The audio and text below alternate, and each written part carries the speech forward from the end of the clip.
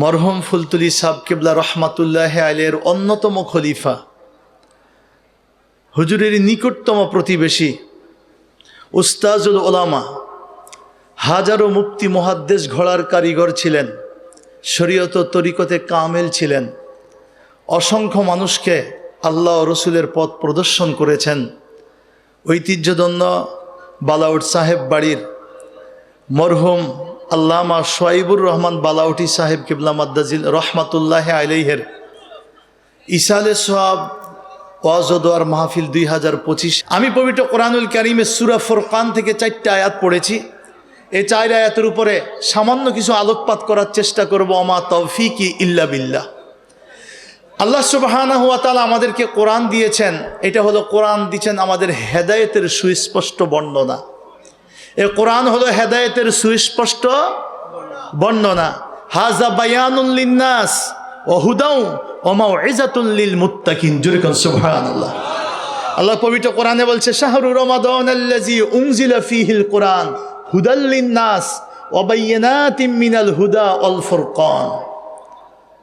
এই সেই রমজান, বছরের শ্রেষ্ঠ মাস। এত শ্রেষ্ঠ কেন? এ মাসে আমার শ্রেষ্ঠ কিতাব কোরআন নাজিল হয়েছে। শাহরু রমাদান আল্লাযী উনজিলা ফীহিল কোরআন হুদাল লিন্নাস। কোরআন নাজিল হয়েছে তো কি হয়েছে? এটা কি বলে? এটা মানুষের জন্য হেদায়েত। ওয়া বায়িনাতিম মিনাল হুদা, এবং এটা হেদায়েতের সুস্পষ্ট সকল বর্ণনা। এ কোরআনে সব বর্ণনা আছে। অল ফুরকান, সত্য এবং মিথ্যার মাঝে পার্থক্যকারী এ কোরআন। কোরআন যাকে বলছে সত্য সেই সত্য, কোরআন যাকে বলছে মিথ্যা সেটাই মিথ্যা, কোরআন যাকে বলছে শান্তি এটাই শান্তি, কোরআন যেটাকে বলছে অশান্তি এটাই অশান্তি। কথা বলেন ঠিক না বেঠিক? এ কোরআনের নাম ফুরকান। কোরআনের নাম কি? আরো জুড়ে বলেন না। ফুরকান। ফুরকান শব্দের অর্থ হলো সত্য মিথ্যার মাঝে প্রভেদকারী, পার্থক্য সৃষ্টিকারী। কোরআনুল কারীমের যেমন এক নাম ফুরকান, কোরআনুল কারীমে 114টা সূরা আছে। কত সূরা? এই 114 সূরার মধ্যে 25 নম্বর সূরার নাম সূরাতুল ফুরকান। এই সূরা ফুরকানের মধ্যে আল্লাহ 75টা আয়াত নাজিল করেছেন। কয়টা আয়াত? 63 থেকে 75। 63 নাম্বার আয়াত থেকে শুরু করে 75, যেখান থেকে আমি তেলাওয়াত শুরু করছিলাম। এই 63 থেকে 75 13টা আয়াতের ভিতরে আল্লাহ সুবহানাহু ওয়া তাআলা বলছেন, যারা আমার বান্দা হবে তাদের 12টা গুণ থাকবে। যারা আমার বান্দা হবে, বান্দা, তার 12টা গুণ থাকবে। আমরা সবাই একথা স্বীকার করি যে আমরা আল্লাহর বান্দা। কি ঠিক না বেঠিক? আমরা কার বান্দা? আর জোরে বলেন। আমি আপনার ছেলে। মুরব্বীকে বললাম আমি আপনার ছেলে, আপনি আমার বাবা। উনি বলছে না, তুমি আমার ছেলে না। কি আমি ছেলে 1000 বার বললেও কি হবে? কথা বলেন। 1000 বার বললেও হবে না। বাবা স্বীকৃতি দেয় না যে তুমি আমার ছেলে। মাকে বললাম আপনি আমার মা, আমি 1000 বার বলতে পারি আপনি আমার মা, কিন্তু মা যদি আমাকে বলে না, না তুমি আমার সন্তান না, তাহলে আমার 1000 বার বলাতেও কাজ হবে না। আমি 1000 বার বলি আমি বান্দা, কিন্তু আল্লাহর দপ্তরে হয়তো আমার কাজ কুফরি, আমি কাফের। আমি 1000 বার বলতে পারি আমি আপনার বান্দা, আল্লাহ বলে তুমি মুশরিক। আমি 1000 বার বলি আমি আপনার বান্দা, আল্লাহ যদি বলে তুমি নাস্তিক। আমি 1000 বার বলি আমি আপনার প্রিয় বান্দা, আল্লাহ বলে না তুমি গুনাহগার, আসি। কাজ হবে না।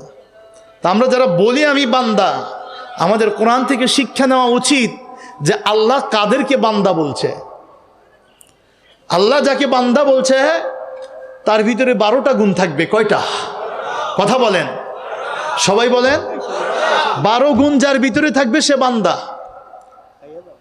12 গুণ যার ভিতরে নাই সে বান্দা নয়। নিজেরা বলতে পারি বান্দা, রব আমাকে বান্দা স্বীকার করেন নাই। এই 12 গুণের ভিতরে আল্লাহ তাআলা ফরজ 5 ওয়াক্ত নামাজ এ কথা বলেন নাই যে যার 5 ওয়াক্ত ফরজ নামাজ থাকবে সে আমার বান্দা। কারণ বহু নামাজি জাহান্নামে যাবে। নামাজি কোথায় যাবে? কথা বলেন না কেন? বহু নামাজি জাহান্নামে যাবে। ফাওয়াইলুল লিল মুসাল্লিন আল্লাযীনা হুম আন সালাতিহিম, কি আছে না নাই? ওয়াল্লাযীনা হুম ইউরাউন ওয়া ইয়ামনাউনাল মাউন। ফাওয়াইলুন লিল মুসাল্লিন, নামাজীদের জন্য ধ্বংস। ওয়াইল নামক জাহান্নাম নামাজীদের জন্য। এই 12 গুণের ভিতরে আল্লাহ রমজান মাসে যারা রোজা রাখবে তাদেরকে বান্দা বলেন নাই, কারণ বহু রোজাদার জাহান্নামে যাবে। রোজাদার কোথায় যাবে? আর কথা বলেন না। বহু রোজাদার জাহান্নামে যাবে, অগণিত রোজাদার রোজা রেখেও জাহান্নামে যাবে। কারণ নামাজটা কবুল হবে আল্লাহর প্রিয় বান্দাদেরই। উনি নামাজ পড়ছে কিন্তু বান্দা হতে পারেনি, রোজা রাখছে বান্দা হতে পারে নাই, হজ করছে বান্দা হতে পারে নাই, জাকাত দিছে বান্দা হতে পারে নাই, দান সদাকা করছে বান্দা হতে পারে নাই, অনেক শিল্প প্রতিষ্ঠান করছে, দরিদ্রদের কল্যাণে কাজ করছে, মানবতার কল্যাণে কাজ করছে, কিন্তু বান্দা হতে পারে নাই। বান্দা হইতে হইলে তার 12 গুণ। 1 নম্বর গুণ পড়েন আমার সাথে, আউযু বিল্লাহি মিনাশ শাইতানির বিসমিল্লাহির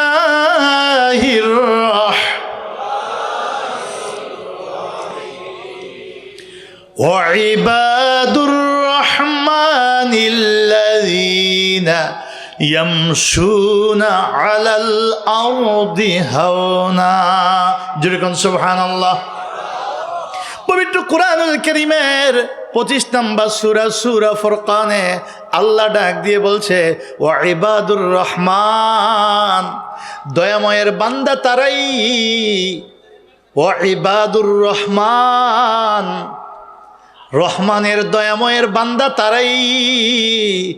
আল্লাযীনা ইয়ামশুনা আলাল আরদি হাওনা, যারা আলাল আরদ জমিনের উপরে, বাংলাদেশে থাকুক আর লন্ডনে থাকুক, ইউরোপ আর আমেরিকায় থাকুক, ইটালি আর স্পেনে থাকুক, 10 টাকার মালিক হোক আর 10,000 কোটি টাকার মালিক হোক, নামাজ 5 ওয়াক্ত পড়ুক আর প্রতিদিন 10 ওয়াক্ত করে পড়ুক, 5 ওয়াক্তের সাথে আরো এক্সট্রা কাওয়াবিন তাহাজ্জুদ সাস্ত আরো 5 ওয়াক্ত বেশি থাকুক, 10 ওয়াক্ত থাকুক, কোরআন পড়তে পারুক অথবা একেবারে হাফিজ কোরআন হয়ে যাক,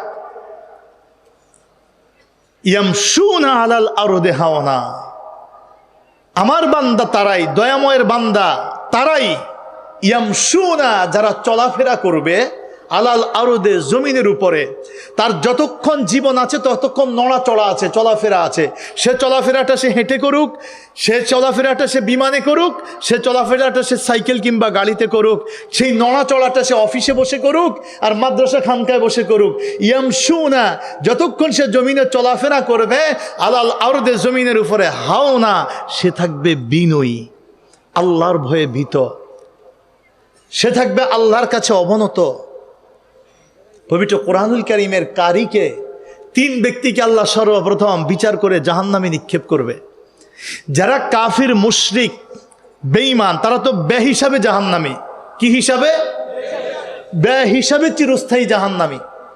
যাদের হিসাব হবে, ঈমান আছে, আমল কবুল হয় নাই, কোনো আমল কবুল হয় নাই, তাদের সর্বপ্রথম যাকে বিচার করবে সে হলো শহীদ।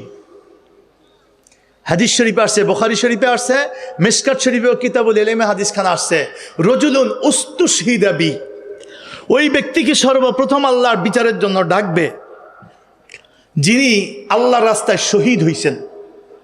কি হইছেন? সবাই বলেন।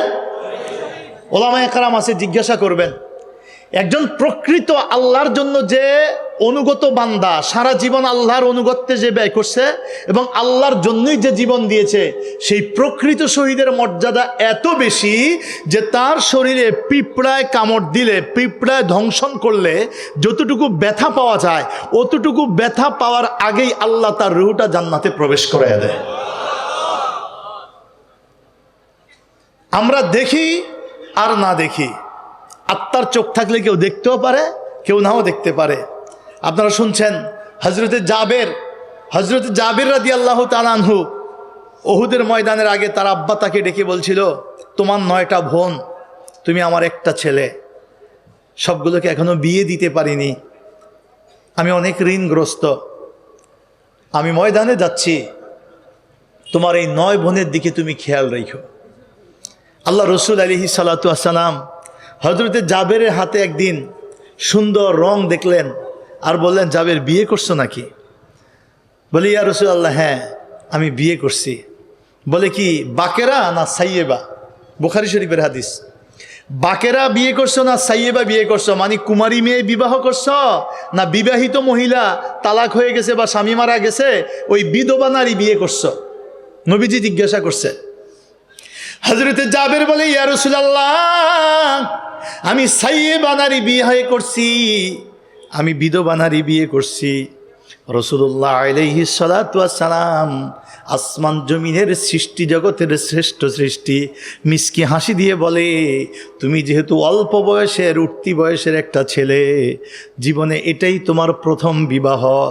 তুমি যদি বাকেরা বিয়ে করতে, তুলা ইবুহা ওয়া তুলা ইবুকা, তো ওই মেয়েটাও জীবনের প্রথম স্বামী, আগে কোনো স্বামীর ঘরের অভিজ্ঞতা নাই, আর তোমারও জীবনের প্রথম স্ত্রী।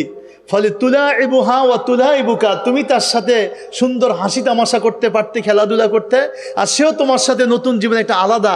এখন তুমি যেহেতু সাইয়েবা বিধবা নারী বিয়ে করছো, আগে বিয়ে হয়েছে, স্বামী মারা গেছে অথবা তালাক হয়ে গেছে, তো তার তো আগে স্বামীর ঘরের অভিজ্ঞতা আছে, স্বামী কি জিনিস, এটা কেমন বিবাহ শাদী, এর একটা অভিজ্ঞতা তার হয়ে গেছে। ফলে তোমার আনন্দটা তো ওই রকম হবে না। তুমি যে তোমার তো বলছে, নবী আমার আব্বা যেদিন উহুদের ময়দানে যায়, সেই দিন আমাকে ডেকে বলেছিল, তোমার 9টা বোন তোমার কাছে আমানত দিয়ে গেলাম। আমি বলেছিলাম, আব্বা আপনি এমন বলছেন কেন? জিহাদের পরে তো আবার ফিরতেই আছেন, আমার এত টেনশন কি? বলছে, সন্তান, নাকের মধ্যে আল্লাহর জান্নাতুল ফেরদাউসের ঘ্রাণ পাইতেছি। আমার বিশ্বাস আমার আর ফিরে আসা হবে না, আমার আর ফিরে আসা হবে না, নাকের মধ্যে আল্লাহর জান্নাতের ঘ্রাণ পাইতেছি।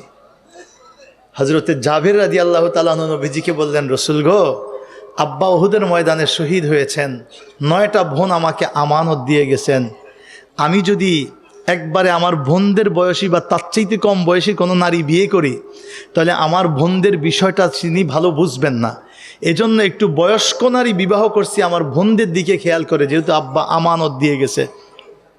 একটু বয়স হইলে আমার বোনদের বিষয়টা, কার কি লাগবে, কাকে কিভাবে পরিচালনা করতে হবে, কারে বিয়ে দিতে হবে, কারে আগে পারে পরে, আমার স্ত্রী সব বুঝবে, যেহেতু একটু বয়স হয়েছে তার, বয়সের কারণে। এই জন্য আমি নিজে এটা ভাবছি যে আমি যদি একটা উঠতি বয়সের কুমারী নারী বিয়ে করি, তাহলে এটা আমার জীবনটা অনেক আনন্দময় হবে, কিন্তু বাট আমার পরিবারে আমার বোনগুলো অবহেলায় পড়ে যাবে। আমি বোনদের কথা খেয়াল করে আমি আমার আব্বার আমানতকে রক্ষা করার চেষ্টা করে, আমি নিজেরটা একটু কম আনন্দময় করেও আমি আমার নিজের আমিত্বকে বিলীন করে দিয়ে আব্বার সে আমানতের উপরে আমি গুরুত্ব দিয়ে একটু বয়স্কা নারী বিয়ে করছি। রাসূল বলছে, তোমার চিন্তা চেতনাটা সঠিক। তা আমি যা বলতে চাচ্ছিলাম সেটা এটা নয়, যারা হাকিকিভাবে আল্লাহর দ্বীনের জন্য শহীদ হয়, ইসলাম রক্ষা করতে গিয়ে শহীদ হয়, মাতৃভূমি রক্ষা করতে গিয়ে শহীদ হয়, মানবতার হক রক্ষা করতে গিয়ে শহীদ হয়, নিজের আমিত্বের জন্য নয়, অহংকারের জন্য নয়, ক্ষমতার জন্য নয়, নিজের বড়ত্বের জন্য নয়, নিজের দলের জন্য নয়, শুধুমাত্র এক আল্লাহর দ্বীন, লিইলাহি কালিমাতিল্লাহ, আল্লাহর কালেমার পতাকাকে বুলন্দ করার জন্য যারা নিজের জীবনকে বিলীন করে দেয়, তাদের মর্যাদা এত বেশি, এত বেশি, এত বেশি। পবিত্র কোরআনুল কারীমে আল্লাহ তাআলা বলছে, ওয়ালা তাহসাবান্নাল্লাযীনা কুতিলু ফি সাবিলিল্লাহি আমওয়াত, যারা আল্লাহর রাস্তায় শহীদ হয় তোমরা তাদেরকে মৃত ধারণাও করিও না, ধারণাও করিও না তারা মৃত, ধারণাও করবে না যে তারা মরে গেছে। বাল আহিয়া, বরং তারা জিন্দা। তারা কি? সবাই বলেন না, আমি বলছি না, কোরআন বলছে।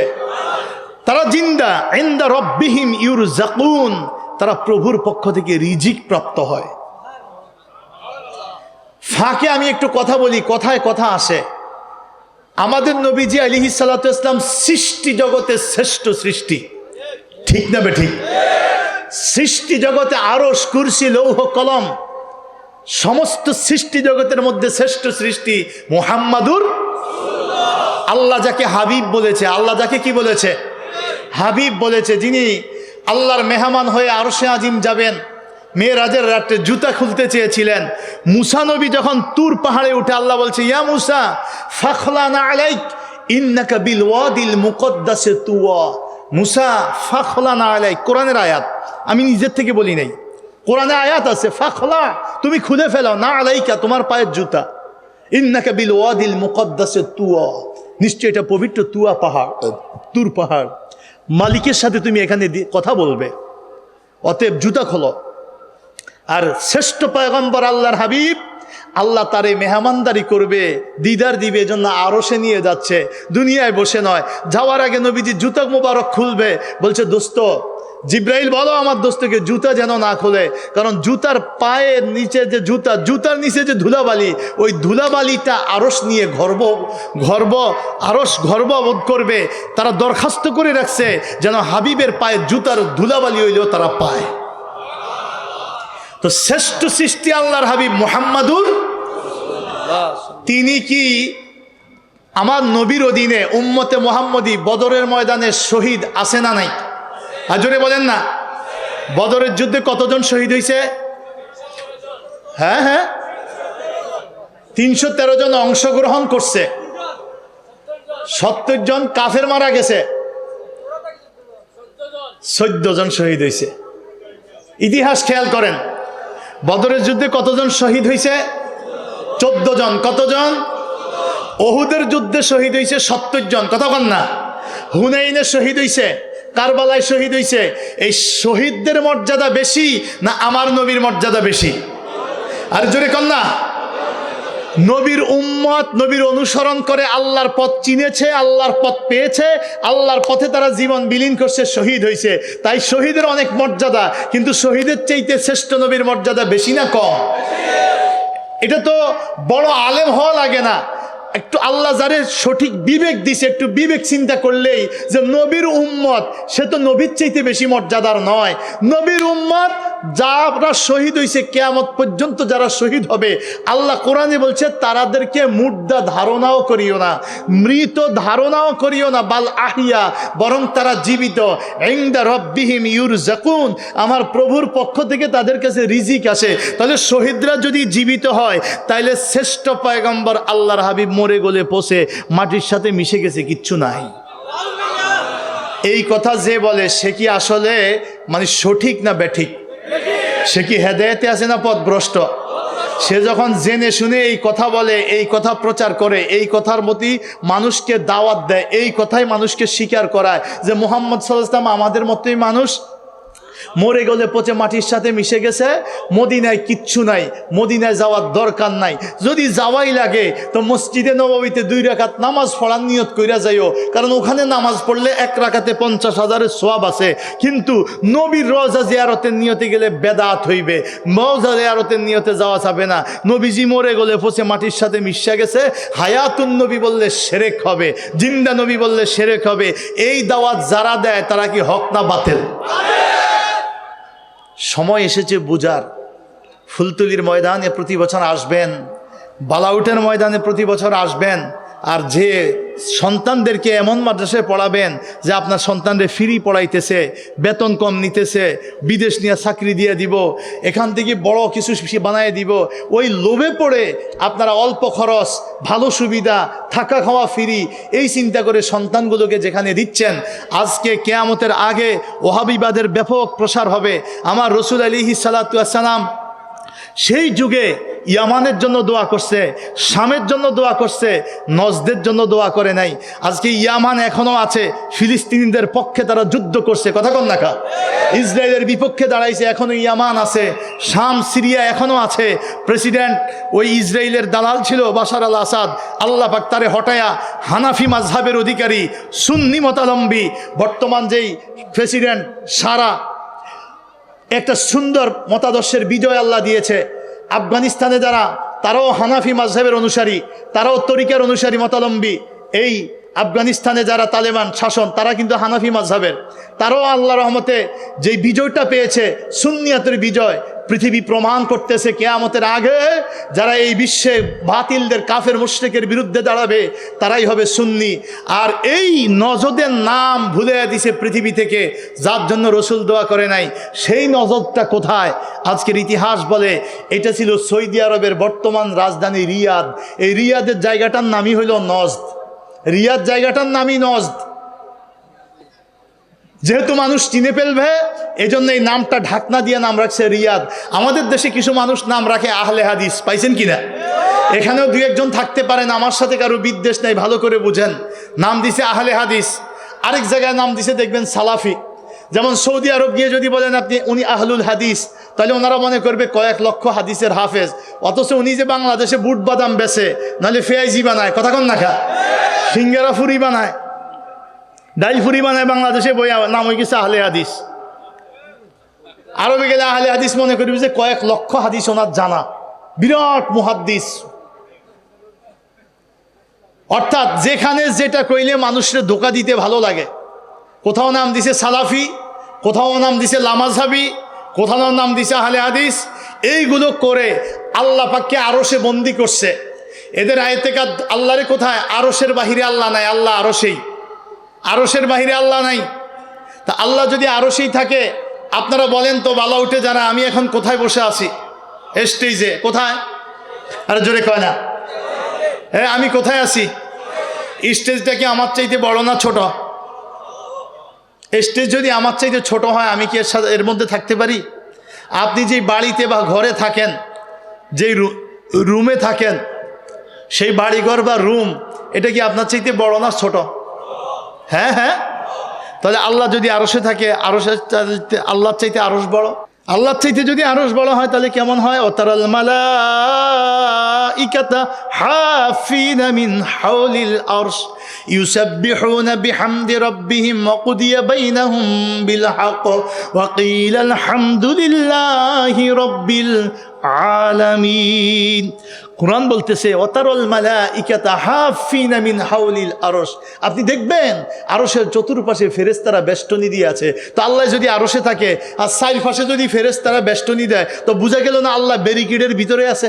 আরশ হলো একটা সম্মান। আরশ যদি বলেন, তাহলে আরশের উপরে আছে কুরসি। আরশের উপরে কি? কুরসি। আর আমরা আয়াতুল কুরসি পড়ি, ওয়াসিয়া কুরসিয়ুহু সামাওয়াতি ওয়াল আরদ। জোরে কোন সুবহানাল্লাহ। বাংলা অর্থ কি হয়? ওয়াসিয়া, প্রশস্ত, প্রশস্ত। কুরসিয়ুহু, তাহার কুরসি, মানে আল্লাহর কুরসিটা ব্যাপৃত, প্রশস্ত। আর সামাওয়াতি ওয়াল আরদ, আসমান এবং জমিন সমূহ, সাত আসমান সাত জমিন ব্যাপৃত হইল আল্লাহর কুরসি। তাহলে আপনি যদি বলেন আল্লাহ আরশে আছে, আমি বলবো আরশের উপরে তো কুরসি আছে। কুরসিতে কে আছে? আর কুরসি কোথায়? আসমান জমিন ব্যাপৃত। এজন্য আহলে সুন্নাত ওয়াল জামাতের আকায়েদ, এটা আমাদের জন্য ফরজ। মাযহাব থেকে দূরে সরবেন, এক সময় আপনি ধর্ম থেকে দূরে সরে যাবেন, আপনার মধ্যে আর ধর্মের কিছু থাকবে না। আল্লাহ মাযহাবিয়াতু কন্তারাতুল্লাহ দিনিয়া। মাযহাব ত্যাগের শেষ পরিণাম ইসলাম ত্যাগ। মিষ্টি মিষ্টি কথা বলে, সুন্দর সুন্দর মাসালা বলে, 9টা সঠিক বইলা একটা এমন বিষ ঢুকাইয়া দেয়। 9 গ্লাস শরবত খায় আর 1 গ্লাস লোভে বিষ খাইয়া ফেলে। ওই 1 গ্লাস বিষেই কিন্তু মানুষ মারা যায়। জোরে কোন ঠিক না বেঠিক? মিষ্টি মিষ্টি কথা বলে আমাদেরকে আজকে সুন্দর বলতেছে। মুহাম্মদ সাল্লাল্লাহু আলাইহি ওয়াসাল্লাম 23 বছর, তিনি 40 বছর বয়সে নবুয়তের প্রকাশ হয়েছে। ওই 40 থেকে 63, এই 23 বছর অনুসরণীয়। তার আগের জীবন কোনো অনুসরণীয় জীবন না। বুঝাইল কি? নবী 63 বছরেরই মানুষ, 23 বছর শুধু অনুসরণ। আর আমরা জানি হইল আমার নবী এমন এক নবী, নবী পাকের শান মান ইজ্জত নিয়ে যদি কেউ খেলে, অপদস্থ করতে চায়, নবী পাকের শান মানে হাত দিতে চায়, নবীকে ছোট করতে চায়, ওর ঈমান থাকে না, থাকে না, থাকে না। ঠিক না বেঠিক?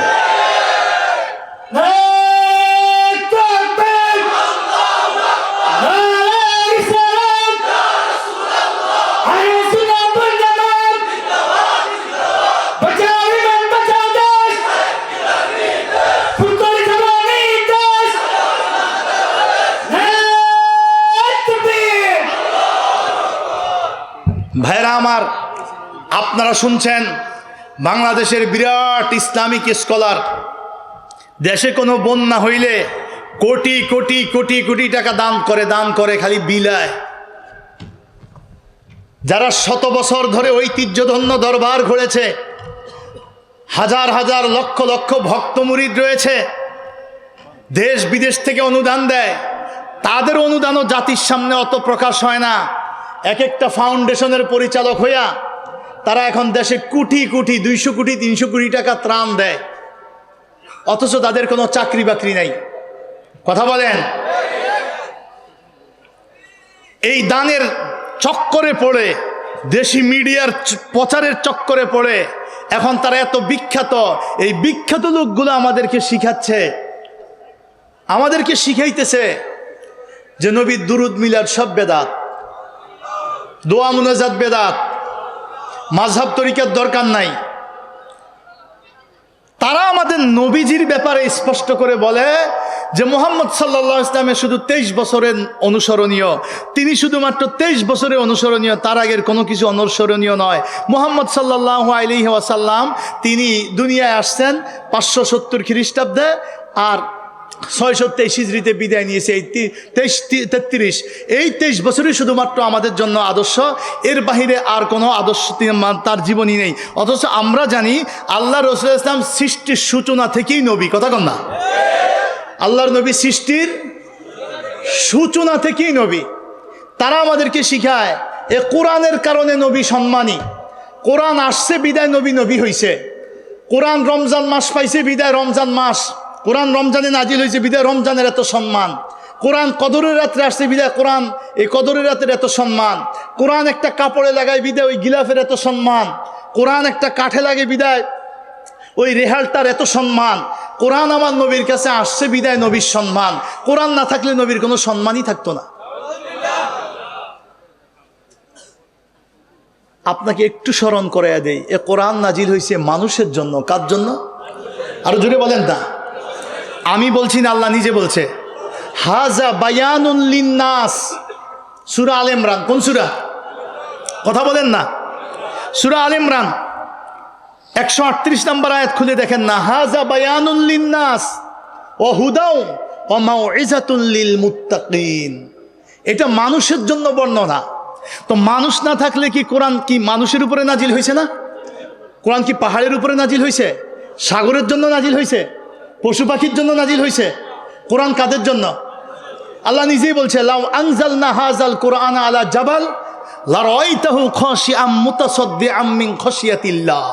আমি যদি এ কোরআন পাহাড়ের উপরে নাজিল করতাম তো দেখতা পাহাড় আল্লাহর ভয়ে কোরআনের চাপে কেঁপে কেঁপে কেঁপে কেঁপে খাশিআম মুতাসাদ্দিআম মিন খাশিয়াতিল্লাহ, আল্লাহর ভয়ে সেটা ফেটে টুকরা টুকরা হয়ে যাইতো, ভেঙে চৌচির হয়ে যাইতো। তো কোরআন তো পাহাড়ের জন্য নাজিল হয় নাই, কোরআন আমাদের উপরে নাজিল হয়েছে। আর আল্লাহ বলছে আমি এই পৃথিবীতে তোমাদেরকে নয়, শুধু যত নবী পাঠাইছি সব নবীরা নবী হইছে আমার প্রিয় নবী, আমার প্রিয় হাবিব মুহাম্মদ সাল্লাল্লাহু আলাইহি ওয়াসাল্লামের নবুয়তের স্বীকৃতি দিয়ে। জোরে বলেন, কার স্বীকৃতি দিয়ে? কোথায়? পবিত্র কোরআনুল কারীমের 3 নম্বর সূরা, সূরা আলে ইমরান। কয় নাম্বার? কথা বলেন না। 81 নম্বর আয়াত। ওয়া ইয আখাযাল্লাহু মিসাকান নাবিয়্যিন লামা আতাইতুকুম মিন কিতাবিন ওয়া হিকমাহ সুম্মা জাআকুম রাসূলুম মুসাদ্দিকাল লিমা মাআকুম লাতুমিনুন্না বিহি ওয়া লাতানসুরুন্না ক্বালা আআকরারতুম ওয়া আখাযতুম আলা যালিকুম ইসরি ক্বালু আকরারনা ক্বালা ফাশহাদু ওয়া আনা মাআকুম মিনাশ শাহিদিন। পবিত্র কোরআনুল কারীমে সূরা আলে ইমরানের 81 নম্বর আয়াতে আল্লাহ বলছে ওয়া ইজ, স্মরণ করো বিশ্ববাসী ওই সময়ের কথা, আখাযাল্লাহু মিসাকান নাবিয়্যিন, যখন আল্লাহ তাআলা সব নবীদের থেকে অঙ্গীকার গ্রহণ করছে। মিসাক মানে অঙ্গীকার, নাবী মানে একজন নবী, আর নাবিয়্যিন সকল নবী। পৃথিবীতে যাদেরকে নবী বানাবে তাদের থেকে আল্লাহ অঙ্গীকার নিতেছে। কি অঙ্গীকার? লামা আতাইতুকুম মিন কিতাবিন ওয়া হিকমাহ, আমি তোমাদেরকে কিতাব দিব, হিকমত দিব। হে আদম নবী হতে পারবে, কিতাব পাবে। হে মুসা নবী হবে, তাওরাত পাবে। হে ঈসা নবী হবে, ইনজিল পাবে। হে দাউদ নবী হবে, জাবুর পাবে। তবে একটা শর্ত। কয়টা? লামা আতাইতুকুম মিন কিতাবিন ওয়া হিকমা, কিতাব দিব, হিকমত দিব। সুম্মা জাআকুম রাসূল, অতঃপর আসবে একজন রসুল। রসুল আসবে মুহাম্মাদুর, সমস্ত তাফসিরে লিখছে এই রসুল হলো মুহাম্মাদুর রাসূলুল্লাহ। আর সব নবীরা দুনিয়ায় একসাথে হয়েছে কোন জায়গায় বলেন তো? পৃথিবীতে সব নবীরা একসাথে আসছে? কথা বলেন না। কি যখন আদম নবী ছিল তখন কি সুলাইমান বাদশা ছিল? কথা বলেন না। যখন সুলাইমান বিশ্ব বাদশাহী করছে তখন কি মুসা নবী ছিল? তাহলে এটা কোন জায়গায়? তাফসির হলো এটা হলো ফি আলামিল আরওয়াহ, রুহের জগৎ। রুহের জগৎ যখনও পৃথিবীতে কোনো মানুষকে পাঠায় নাই, রুহু তৈরি করছে আল্লাহ সব একসাথে। আমরা সারা পৃথিবীতে যত মানুষ আছি, এই মানুষ আগমনের ধারাবাহিকতা আগে পরে। আল্লাহ কাউরে পিতার মর্যাদা দিবে, কাউরে পুত্রের স্নেহ দিবে, এজন্য কিন্তু রুহুগুলো তৈরি করছে একসাথে। বুখারী শরীফের হাদিসে আসছে আল আরওয়াহু জুনুদুম মুজান্নাদা ফামা তাআরাফা মিনহা ইখতালাফা ওমা তানহাকারা মিনহা ইখতালাফা। রুহের জগতে রুহুগুলো হলো সেনাবাহিনী, ক্যাম্পের ভিতরে যেমন তাবু বানায়া বানায়া একত্রে একত্রে ব্যারেকের ভিতরে থাকে, রুহের জগতে রুহগুলো ঠিক জায়গায় জায়গায় এইভাবে আছে। আল্লাহ রসুল বলছে ফামা তাআরাফা মিনহা ইতারাফা, ওখানে যেই রুহুর সাথে যেই রুহুর পরিচয় হয়েছে, মুহাব্বত হয়েছে, দুনিয়াও যে যেখানে বাড়ি হোক না কেন, ওই রুহের সাথে রুহের একটা মিল, একটা পরিচয়, একটা মুহাব্বত থাকবে। ওমা তানাকারা মিনহা ইখতালাফা, ওই রুহের জগতে যেই রুহের সাথে রুহের অমিল ছিল, পরিচয়ের ভালো ছিল না, একজনের সাথে আরেকজনের মুখতালাফ ছিল, মতবিরোধ ছিল, দুনিয়া আসার পরও যদিও এক মায়ের পেটে জন্মগ্রহণ করুক, এক বংশে জন্মগ্রহণ করুক, কিন্তু একজনের সাথে আরেকজনের পছন্দের মিল হবে না, বরং ইখতিলাফ থাকবে। এইটা বর্তমানে আমরা দুনিয়ায় দেখি কি দেখি না? তাহলে রুহগুলো যখন একসাথে ছিল, ওই রুহের জগতে আল্লাহ তাআলা যাদেরকে নবী বানাবে তাদের রুহুকে আল্লাহ আলাদা করছে। আলাদা করে এবার আল্লাহ বলছে, শোনো, তোমাদেরকে আমি কিতাবে ও হিকমা, কিতাব দিব, হিকমত বা নবুয়ত দিব, শর্ত একটা, সুম্মা জাআকুম রাসূল, অতঃপর আসবে ওই রসুল। তিনি আসলেই তোমাদের কিতাবের বিধান শেষ। তিনি আসলেই তুমি আর নবী না, তোমার নবুয়ত শেষ। তোমার কাজ কি? লা তুমিনুন্না বিহি। আলেমরা যারা আছে তারা জানে এই শব্দের মধ্যে আল্লাহ দুইটা তাকিদ দিয়েছে, একটা লামে তাকিদ আর একটা নুনে তাকিদ। অবশ্যই অবশ্যই তোমরা নবীরা তার উপরে ঈমান আনবে। এজন্য মুসা নবীর ব্যাপারে যখন হযরত ওমর নবীর সামনে তাওরাত কিতাব পড়তেছে, হযরত আবু বকর তাজ দিয়ে বলল, ওমর তুমি কি নবী পাকের চেহারা মোবারকের দিকে তাকাও না? ওমর কিতাব বন্ধ করছে তাওরাত, নবীর দিকে তাকায়া দেখে আনারের বিচিগুলো যেমন লাল হয়, আনার ফল চিনেন তো, আল্লাহর হাবিব আলাইহিস সালাতু ওয়াস সালামের চেহারাটা আনারের মতো লাল। নবীর রাগান্বিত হইছে। কিন্তু আমরা যেমন রাগ করলে বকাঝকা করি, ছেলে মেয়েদেরকে গালিগালাজ করি, রহমাতুল লিল আলামিন এই চরিত্র আমাদেরকে শিক্ষা দেন নাই। চেহারাই বোঝা গেছে যে উনি চরম রাগান্বিত। হযরত ওমর কাঁপতে লাগলেন, বন্ধ করে দিলেন। আল্লাহ রসুল শুধু একটা কথা বলছে, লাউ কানা মুসা হাইয়ান লাত্তাবানি। ওমর, এই মুহূর্তে যদি মুসা জীবিত থাকতো তো সেও আমার অনুসারী হইতো। আর জোরে কয় না? আমরা কোরআনুল কারীমে কি শিক্ষা পাইলাম? ওই রসুল আসবে, তোমাদের কিতাবের বিধান শেষ, তোমাদের নবুয়ত শেষ, তোমরা তার উপরে ঈমান আনবে, উম্মত হবে। ওয়ালা তানসুরুন্না, এবং তার দিন বাস্তবায়নে তোমরা সাহায্য সহযোগিতা করবে। আকরারতুম, আল্লাহ বলতেছে স্বীকৃতি দিচ্ছ। তাহলে আমার নবী আলাইহিস সালাতু ওয়াস সালামের আগমনের স্বীকৃতি যে কোনো সময় নবীর আগমন হতে পারে, আদমের পরে হতে পারে, নূহুর পরে হতে পারে, ইসমাইলের পরে হতে পারে, ইব্রাহিমের পরে হইতে পারে, সুলাইমান আলাইহিস সালাতু ওয়াস সালামের পরে হইতে পারে, নবী আম্বিয়া আলাইহিমুস সালাতু ওয়াস সালাম যে কোনো কারো পরে হতে পারে। হইলেই তাদের সব শেষ, আল্লাহর নবীর উপরে তারা ঈমান আনবে। এমন একটা রসুলকে আল্লাহ কি মর্যাদা দিয়েছে, তাকে কখন থেকে রসুল বানাইছে। হাদিস শরীফে আমরা দেখি আল্লাহ রসুল বলছে, মেশকাত শরীফ 511 নম্বর পৃষ্ঠায়, বাবু ফাদাইলে সাইয়্যিদুল মুরসালিন ওয়া সালাওয়াতুল্লাহি ওয়া সালামি এর ফসলে সালেসের প্রথম হাদিস, তিরমিজি শরীফে হাদিসখানা আছে। সাহাবীরা প্রশ্ন করছে, ইয়া রাসূলুল্লাহ মাতা ওয়াজাবাত লাকান নবুওয়া, রাসূল গো কখন থেকে আপনি নবী? মাতা ওয়াজাবাত লাকান নবুওয়া, আপনার জন্য নবুয়তটা কখন থেকে স্থির করা হয়েছে? ওয়াজাবাতের বাইনা সত্রাইনে লেখা আছে সাবাতাত, আপনি যে নবী এটা কথন থেকে সাব্যস্ত। নবী বলছে কুনতু নাবিয়্যাও ওয়া আদামু বাইনার রূহি ওয়াল জাসাদ, আদমের দেহ যখন দেহের জায়গায়, রুহু যখন রুহুর জায়গায়, রুহু এখনো দেহের ভিতরে আসে নাই, কুনতু নাবিয়্যা, তখনও আমি নবী ছিলাম। আরো জোরে। তাহলে যারা আমার নবীকে বলতে চায় 23 বছরের নবী, আসলে সত্যিকারে তারা নবী চিনতে পারে? আর যারা আমার নবীকে বলতে চায় মরে গলে পচে মাটির সাথে মিশে গেছে, আসলে তারাও নবী চিনতে পারে? এরপরে তারা যত আহলে হাদিস আর আহলে খবিস আর তারা যত সালাফি এই সেই নাম দিয়ে থাকুক, দিতে থাকুক, ওদের লেভেল অনেক সুন্দর হবে। কিন্তু প্রকৃতপক্ষে আল্লাহ সম্পর্কে যদি কারো এতেকাদ নষ্ট হয়ে যায়, রসুলকে যদি কেউ চিনতে না পারে, তাহলে তাদের পথে চললে আমরাও বিভ্রান্ত হব। কথা কোন ঠিক না বেঠিক? আরো যদি কোন ঠিক না বেঠিক? কষ্ট পেয়েছেন আমার কথায়? এজন্য এতেকাদ থাকতে হবে মজবুত। হে ভালাউটের ভাইরা, জীবনে আর দেখা হতেও পারে, নাও হতে পারে। সংক্ষেপ করে বলে যাই, খুব ভালো করে শোনেন। আসলুত তাওহীদ আল এতেকাদ ও ফরউহা আল আমল। আমার কথা নয়, আকিদা নসফির ইবারত আল্লামা ওমর আন নাসফি রহমাতুল্লাহ আলাইহি বলছে, তাওহীদের মূল হইল এতেকাদ, আকিদা। তাওহীদের মূল কি? সবাই বলেন না। তাওহীদের মূল হইল এতেকাদ ও ফরউহা আল আমল। তাওহীদের একটা শাখা হইল আমল। আমল খুব সুন্দর, প্রচুর কোরআন পড়ে। কি পড়ে? আরে কথা বলেন না, জোরে বলেন। প্রচুর কোরআন পড়ে আর নামাজ পড়ে। কোরআনের চর্চা চায়, কোরআনের সংবিধান চায়, কোরআন কায়েম করতে চায়। আর প্রচুর নামাজি, প্রচুর নামাজ পড়ে। মনে রাখবেন, আল্লাহ রসুল আলাইহিস সালাতু ওয়াস সালাম 1500 বছর আগে বলে গেছে, 1500 বছর আগে বলে গেছে। আমি নিজের থেকে বলি নাই। মুয়াত্তা মুহাম্মদ হাদিস পড়ছি, পড়াইছি, দাওরায়ে হাদিসে পড়ায়। মুয়াত্তা মুহাম্মদ রহমাতুল্লাহ আলামিন বলছে, এ সাহাবীরা, এমন এক যুগ আসবে যারা প্রচুর কোরআন পড়বে। ও ইয়াকরাউনাল কোরআন লা ইবালিগুল হানাজির, এত বেশি কোরআন পড়বে কিন্তু সেইটা তাদের গলার নিচে যাবে না। তারা এত বেশি নামাজি হবে, তাহকিরুনা সলাতাকুম মা সলাতিহিম, তাদের নামাজ দেখলে তোমরা সাহাবীরা পর্যন্ত নিজদের নামাজকে তুচ্ছ মনে করবে।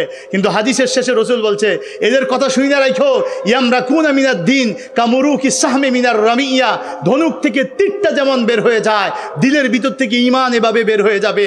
আজকে আমাদের সেই প্রেক্ষাপট, হাতের তালুতে আগুনের জ্বলন্ত আঙ্গার রাখা যত কষ্টকর, ঈমানের উপরে থাকা শেষ যুগে এত কষ্টকর হবে। নবী বলে গেছে, আস-সাবিরু আলাদ দ্বীন কাল কাবিদি আলাল জামর, দ্বীনের উপরে অটল থাকা হাতের তালুতে আগুনের জ্বলন্ত আঙ্গার রাখার মতো কষ্টকর হবে। আজকে সেই যুগ চলে আসছে। রসুল বলছে, ইউমসি মুমিনান ওয়া ইউসবিহু কাফিরা, সকালে ঈমান বিকালে কাফের, সকালে বিকালে ঈমান সকালে কাফের। একটা দিন ঈমানের উপরে ধৈর্য ধারণ করে থাকা সম্ভব হবে না। আজকে মোবাইলের ফতুয়ায় এমনভাবে বাড়ছে। আমি গতকালকে চাঁদপুর ছিলাম, পরশুদিন ভোলায় মাহফিল করছি। সেখানে যাওয়ার পরে প্রশ্ন দিচ্ছে, হুজুর শুক্রবারে রোজা রাখা হারাম, এ ব্যাপারে আপনার অভিমত কি? আমি অবাক হয়ে গেছি। আমরা জানি 2 ঈদের দিন আর কোরবানি ঈদের পরে 3 দিন, আল্লাহ রসুল 5 দিন রোজা রাখা হারাম বলছে। কথা কোন ঠিক না বেঠিক? কিন্তু এলাকার মুফতি বিখ্যাত মাদ্রাসা থেকে পড়ে আসছে, এলাকায় বলে, হুজুর অমুক মুফতি আমাদের এলাকার ফজরের পরে বলতেছে, ফতুয়া দিচ্ছে যে শুক্রবারে রোজা রাখলে হারাম হবে, রাখলে হয়তো শুক্র শনি নাহলে বৃহস্পতি শুক্র রাখতে হবে। এই মুফতি আবার ফতুয়া দিচ্ছে এলাকায় যে ফজরের নামাজ যদি কোনো ইমাম পড়ায়, তো ইমামের যদি গোসল ফরজ হয়, গোসল ফরজ, তো ইমাম ফরজ গোসল না করে ইমামতি করলে মুক্তাদির নামাজে কোনো অসুবিধা হইব না, খালি ইমামের নামাজটা নষ্ট হইব। আল্লাহ রসুল 1500 বছর আগে বলে গেছে, ফাফতু বেগাইরি ইলমিন ফাদাল্লু ওয়া দাল্লু। এই শেষ যুগে একদল লোক হবে যারা এলেম ছাড়া ফতুয়া দিবে, এলেম ছাড়া ফতুয়া দিবে, নিজেরাইও পথভ্রষ্ট হবে, জাতিকেও পথভ্রষ্ট করবে। আজকে আমরা দেখি ব্যানলায়ও আহলে হাদিস নাম দিয়া লাইছে, বিভিন্ন ধরনের এই কোনো রকম ক্যাসেট বিক্রি করতো, সে এখন ভারতীয় উপমহাদেশের শ্রেষ্ঠ আলেম হয়ে গেছে। আগে ক্যাসেট বিক্রি করতো, ওই ক্যাসেটের পরে কয়েন বাংলা কিতাব পড়ছে, এরপরে এখন বিরাট শ্রেষ্ঠ আলেম। এদের ফতুয়ায় আজকে নামাজের পরে মুনাজাত নাই, এদের ফতুয়ার কারণে আজকে রসুলের দুরুদ মিলাদ নাই, এদের ফতুয়ার কারণে আজকে পীর মাশায়েখরা বেদাতি, এগুলো সব পেট পূজারি। পীর মাশায়েখদের কোনো তরিকা, এগুলো সব বেদাত, তরিকা বলতে কিচ্ছু নাই। এদের ফতুয়ার কারণে আজকে মাযহাবের ইমামদেরকে নিয়ে তারা তুচ্ছ তাচ্ছিল্য করে, মানুষের অন্তর থেকে মাযহাবের ইমামদের শ্রদ্ধাবোধ চলে যাচ্ছে, মানুষ আল্লাহওয়ালাদের থেকে দূরে সরে যাচ্ছে, মানুষ দিন থেকে দূরে সরে যাচ্ছে। এদের কারণে আজকে ওহাবিবাদের টাকায় এদেশে মাদ্রাসা বিভিন্ন প্রতিষ্ঠান প্রতিষ্ঠিত হচ্ছে, যে প্রতিষ্ঠান থেকে আগামী দিনে এমন লোক বাইর হবে যারা আমাদের সমাজকে তুচ্ছ তাচ্ছিল্য, তছনছ, পৃথক, ডিভাইডেড, আমাদের সমাজকে টুকরা টুকরা করে দেবে। এরা আলেম দামদারি দিয়ে বের হচ্ছে। এই জন্য আপনাদের কাছে আমার এই সংক্ষিপ্ত আলোচনার মধ্যে অনুরোধ, শেষ যুগ, হক্কানি ওলিদেরকে মজবুত করে ধরবেন, হক্কানি ওলিদের জিয়ারত করবেন, রুহানি আত্মার ফায়েজ গ্রহণ করবেন। আপনারা সকাল সন্ধ্যা আল্লাহর জিকির করবেন, 5 ওয়াক্ত নামাজ যেভাবে পড়েন, ফরজ নামাজের পরে হাত তুলে মুনাজাত করবেন। অনেক যুবকের আজকে মুনাজাত ছেড়ে দিয়েছে। আরে ভাই, আল্লাহর কাছে চাওয়ার চাইতে পৃথিবীতে এর চাইতে দামি আর কিছু হয় না। আর দোয়া ও মুখ্যুল ইবাদত, নামাজ পড়ছি যেটা নাও কবুল হইতে পারে, কিন্তু যদি নামাজের শেষে বলি আল্লাহ আমার অজান্তে জানায় অজানে আমি যা কিছুই ভুল ত্রুটি করছি নামাজে, আল্লাহ আমি তোমার কাছে ক্ষমা প্রার্থী, আমার ভুলগুলো ক্ষমা করে, আমার ইচ্ছার অনিচ্ছার বেয়াদবি ক্ষমা করে আল্লাহ আমার সারা জিন্দিগির নামাজটা কবুল করে নাও। দোয়ার উসিলে আমার গোটা নামাজটা কবুল হইতে তাহলে কি দোয়া করবো না ছাড়বো? করবো না ছাড়বো? ওলি আল্লাহ ধরবো না ছাড়বো? দুরুদ মিলাদ ধরবো না ছাড়বো? নবী ওলি যেই পথে, সুন্নত তরিকা যেই পথে, দুরুদ মিলাদ যেই পথে, মাযহাব তরিকা যেই পথে, নারে তাকবীর, নারে রিসালাত, আহলে সুন্নাত ওয়াল জামাত, নারে তাকবীর। সংক্ষিপ্ত সময়ে আমার কথায় বার্তায় উঠায় বসায় আচার আচরণে যদি কোনো ভুল ত্রুটি অন্যায় বেয়াদবি থেকে থাকে আল্লাহর হস্তে মাফ করে দিবেন। যেহেতু আগামীকাল শুক্রবার চলে যেতে হবে, জন্য আমি অনুরোধ করছি আমাকে বেশি লম্বা না রাখার জন্য। তো ইনশাল্লাহ যতটুকু সময় দিয়েছি আমি ওর ভিতরে শেষ করেছি। আপনাদের কাছে দোয়া, জীবনে যদি আর কোনো দিন দেখা নাও হয় দয়া করে মাফ করে দিবেন। আল্লাহ আমাদের সবাইকে জান্নাতি হিসেবে কবুল করুক, আমিন, আল্লাহুম্মা আমিন। ইয়া আরহামার রাহিমিন, লাকাল হামদু ওয়া লাকাশ শুকরু ইয়া রব্বাল আলামিন। হায় আল্লাহ, হে মহান মালিক, আমরা গোলামি ঠিক মতো করতে পারি নাই আল্লাহ। দুনিয়ার লোভে পড়ে গেছি, বন্ধুর পালায় পড়ছি, এলেম আমল না থাকার কারণে আল্লাহ আমরা নফসের খায়েশে পড়ছি। আল্লাহ আমাদের যেভাবেই হোক ভুল ত্রুটি অন্যায় গুনাহগুলো আল্লাহ আমরা সব স্বীকার করতেছি, আপনি আমাদের মাফ করে দিয়েন আল্লাহ। আপনি মাফ না করলে আমাদের আর দ্বিতীয় রাস্তা নেই আল্লাহ। আল্লাহ আপনি মাফ না করলে আমাদের আর দ্বিতীয় রাস্তা নেই আল্লাহ। আল্লাহ ওই জাহান্নামে আমরা পড়তে চাই না আল্লাহ। আল্লাহ ওইটা সহ্য করতে পারবো না আল্লাহ। আল্লাহ আপনার 99 নামের উসিলে আমাদের ক্ষমা করে দেন আল্লাহ। আল্লাহ আপনার 99 নামের উসিলে আমাদের ক্ষমা করে দেন আল্লাহ। আল্লাহ আমাদেরকে জান্নাতি হিসাবে কবুল করে নেন আল্লাহ, আমাদেরকে জান্নাতি হিসাবে কবুল করে নেন। এই ওলিদের রুহানি ফায়েজে আমাদেরকে আপনার প্রিয় ওলিদের কাতারে কবুল করে নেন। বিশ্বব্যাপী দিনের খেদমত করার তৌফিক দান করেন আল্লাহ। হুজুরের 10 সন্তান বেঁচে আছে আল্লাহ। এই বালাউট সাহেব কেবলার বাড়ি আল্লাহ, গোটা বাড়িটাকে রহমত বরকতে ভরপুর করে দাও। আসমানি জমিনে হাওয়াই বালা দূর করে দাও। এই মাদ্রাসা কিয়ামত পর্যন্ত কবুল করে নাও। এ দরবার কিয়ামত পর্যন্ত কবুল করে নাও। দরবারের সব পীর ভাই মুহিব্বিনকে যথাযথ ফায়েজ পাওয়ার তৌফিক দান করে দাও আল্লাহ। আমাদেরকে আপনার প্রিয় মাহবুব বান্দা হিসাবে কবুল করে দেন আল্লাহ। আমাদের জীবনের সব আপনি মাফ করে আমাদের বংশের মধ্যে আলেম কবুল করে নিয়ে, আমাদের প্রত্যেক বংশে হক্কানি রব্বানি আলেম ওলি আবেদ দিন কায়েমের মুজাহিদ কবুল করে নিয়ে বাংলাদেশকে ইসলামের পথে কবুল করে নেন। রব্বানা আলাইকা তাওয়াক্কালনা ওয়া ইলাইকা আনাবনা ওয়া ইলাইকাল মাসির। উফাউযু আমরি ইলাল্লাহ, ইন্নাল্লাহা বাসীরুম বিল ইবাদ। লা তুহাম্মিলনা মা লা তাকাতা লানা বিহি ওয়া'ফু আন্না ওয়াগফির লানা ওয়ারহামনা আনতা মাওলানা ফানসুরনা আলাল কওমিল কাফিরিন ওয়াল মুশরিকিন ওয়াল মুনাফিকিন ওয়াল মুযাবযাবিন আল খাসিরিন। আল্লাহুম্মা নাওয়ির কুলুবানা বিনুরি ফারিফাতিকা ওয়া মুহাব্বাতিক। আল্লাহুম্মা তাকাব্বাল বিওসিলাতি হাবিবিকাল কারীম বিরহমাতিকা ইয়া আরহামার রাহিমিন।